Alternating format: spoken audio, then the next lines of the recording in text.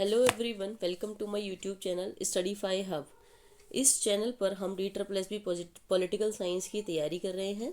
अभी जो टॉपिक हम डिस्कस कर रहे हैं वो है western political thought. Western political thought के अंदर हम वेस्टर्न पॉलिटिकल थिंकर्स के बारे में जानते हैं और फिलहाल जो मैं डिस्कस कर रही हूँ वो मैं एरिस्टोटल के बारे में डिस्कस कर रही हूँ और कई सारे वीडियो ऑलरेडी मैंने अपलोड कर दिए हैं।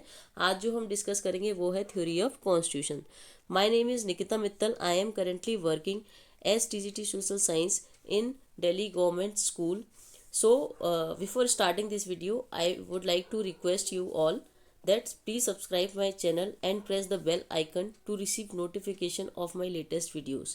Okay, so let's start. So, Aristotle's theory of constitution. Aristotle is known as the father of constitutionalism. उनको कॉन्स्टिट्यूशनलिज्म का फादर माना जाता था। क्योंकि उन्होंने अपनी जो थ्योरी है उन्होंने मोर देन 158 कॉन्स्टिट्यूशंस को स्टडी करके ये थ्योरी बनाई है, ये थ्योरी दी है। एरिस्टोटल मानते हैं कि कोई भी डिफरेंस नहीं है कॉन्स्टिट्यूशन स्टेट और गवर्नमेंट में। अब उन्होंने क्लासिफिकेशन कैसे किया है कॉन्स्टिट्यूशंस का या स्टेट का या गवर्नमेंट का, तो उन्होंने कई सारे फॉर्म्स ऑफ गवर्नमेंट बताए हैं। कुछ होते हैं नॉर्मल और कुछ होते हैं एब नॉर्मल, यानी कि कुछ जो नॉर्मली स्टैब्लिश होती हैं उनका बाद में परवर्ट हो जाती है या करप्शन के कारण या करप्ट फॉर्म में, तो उसको बोला जाता है एब नॉर्मल या परवर्टेड फॉर्म। ओके, तो उन्होंने पहले डिवाइड किया कि नंबर ऑफ पर्सन, कितने लोग रूल कर रहे हैं। तो number of person in the interest of the people, जो फॉर्म ऑफ गवर्नमेंट रूल करती है, और जो रूलर्स सेल्फ इंटरेस्ट के लिए रूल करते हैं। ये तीन चीज़ें उन्होंने डिवाइड की है। नॉर्मल में कौन सी आ जाएंगी? In the interest of the people. एब नॉर्मल में या परवर्टेड फॉर्म में जो रूलर सेल्फ इंटरेस्ट के लिए रूल करते हैं। ओके, नंबर ऑफ पर्सन यानी कि अगर 1 पर्सन रूल करता है तो वो स्टेट क्या होगा? रूल ऑफ 1, यानी कि वो जाना जाएगा मोनार्की के नाम से। किस नाम से जाना जाएगा? मोनार्की के नाम से वो जाना जाएगा। अब इसी का corrupted form the cruel and unfair use of power. Leader एक ही रहेगा, यहाँ पे राज एक का ही रहेगा, रूल एक ही व्यक्ति करेगा, लेकिन वो जो रूलर होगा वो बहुत ही ज़्यादा अथॉरिटेरियन होगा। वो अनफेयर मीन्स का यूज़ करेगा, पावर को बस अक्वायर करता जाएगा, बहुत ज़्यादा करप्शन होगा उसके स्टेट में। ओके, तो वो जो इसका परवर्टेड फॉर्म होगा वो होगा टायरनी। उसके बाद एरिस्टोटल ने बताया टायरनी ख़त्म करके जो कुछ लोग टायरनी को ख़त्म कर देंगे और वो लोग आएंगे राज करेंगे, तो उसको बोला जाएगा एरिस्टोक्रेसी। उसको बोला जाएगा एरिस्टोक्रेसी। ये पूरा एक साइकिल चलता है, ये पूरा एक क्या है? साइकिल। यहाँ से लेके तो पहले मोनार्की, हर जगह देखते हैं हम, पहले क्या है? मोनार्की। फिर उसके बाद में मोनार्की का परवर्टेड फॉर्म आ जाता है टायरनी। अब टायरनी को लोग खत्म करते हैं, परेशान हो जाते हैं टायरनी से, फिर स्टैब्लिश करते हैं एरिस्टोक्रेसी, यानी रूल ऑफ फ्यू, यानी रूल ऑफ कुछ लोगों का रूल।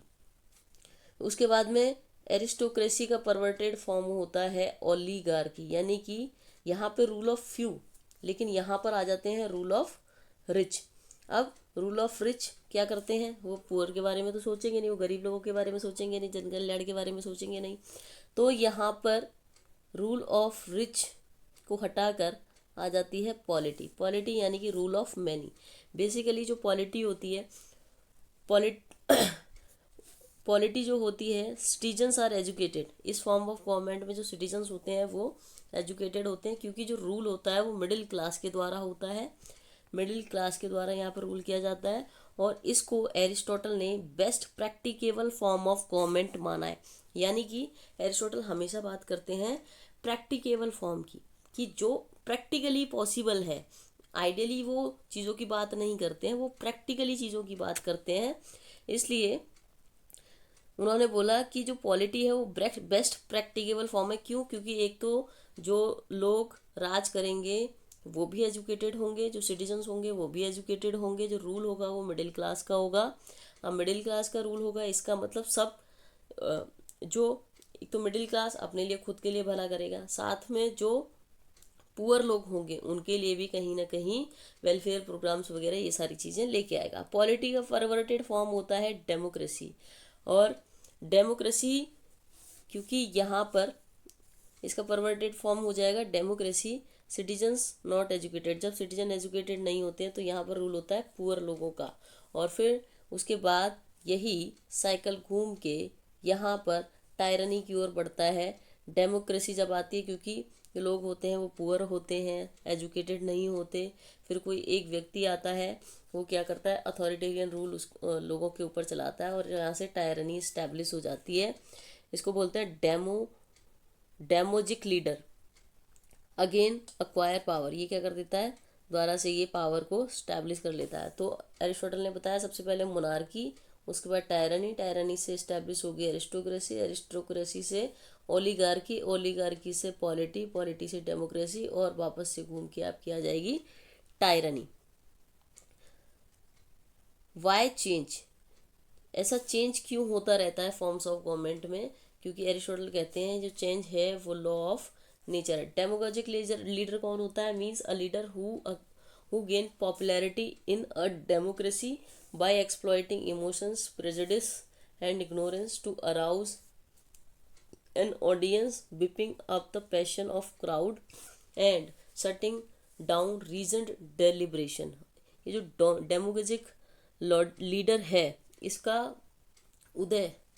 उदय कौन से फॉर्म ऑफ गवर्नमेंट में होता है? इसका उदय होता है डेमोक्रेसी में।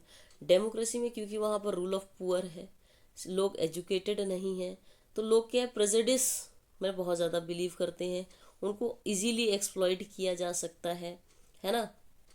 तो इसीलिए वहाँ पर ऐसे लीडर का उदय होता है जो कि धीरे धीरे उनको कंट्रोल करने लगता है और वहाँ पर टायरनी स्टैब्लिश हो जाती है। According to Aristotle the best form of government या कॉन्स्टिट्यूशन क्या है? Monarchy. Rule of philosopher king, it is the best but not practical. Aristotle कहते हैं बेस्ट फॉर्म ऑफ गवर्नमेंट वो है मोनार्की, लेकिन वो कहते हैं कि बेस्ट तो है लेकिन प्रैक्टिकल नहीं है। बिकॉज एब्सोल्यूट पावर, क्योंकि मोनार्की में क्या होता है, रूल ऑफ वन, यानी एक ही राजा क्या करता है, राज करता है, एक ही बंदा होता है जो राज करता है। अब क्या होता है, इससे मोनार्की से फटाफट से क्या आ जाता है, टायरनी। तो because absolute power corrupts absolutely, इसलिए एरिस्टोटल का मानना है कि जो मोनार्की है वो बेस्ट है, लेकिन best practicable form of government नहीं है। अब आपसे क्वेश्चन पूछा जाए the best practicable form of government according to Aristotle, तो वो बोलते हैं polity. Polity is the best form of government. क्यों? क्योंकि यहाँ रूल होता है कई सारे लोगों का, पर ऐसा नहीं कि सब का। यहाँ पर क्या है, लोग एजुकेटेड होते हैं, मिडिल क्लास का रूल होता है, इसलिए ये जो है best practicable form of government है। Second worst form of government, उन्होंने बोला है कि सेकेंड वर्स्ट अगर देखोगे तो कौन सी है, democracy. It is the rule of many ignorant poor, यानी कि किसी को ज़्यादा मतलब नहीं होता।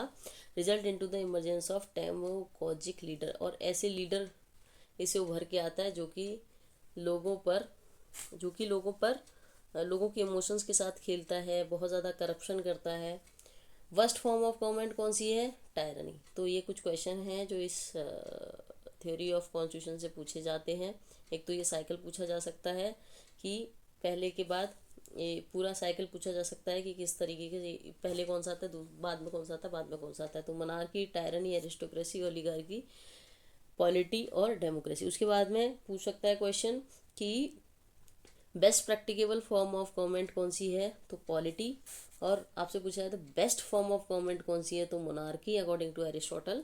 और वर्स्ट फॉर्म ऑफ गवर्नमेंट है टायरनी, और second worst form of government है democracy according to Aristotle. Okay, तो ये थी theory of constitution by Aristotle. Thank you so much for watching this video. ऐसे ही और वीडियोस देखने के लिए मेरे चैनल स्टडी फाई हब को सब्सक्राइब करें और वीडियो को लाइक करना ना भूलें, ज़्यादा से ज़्यादा शेयर करें। Thank you.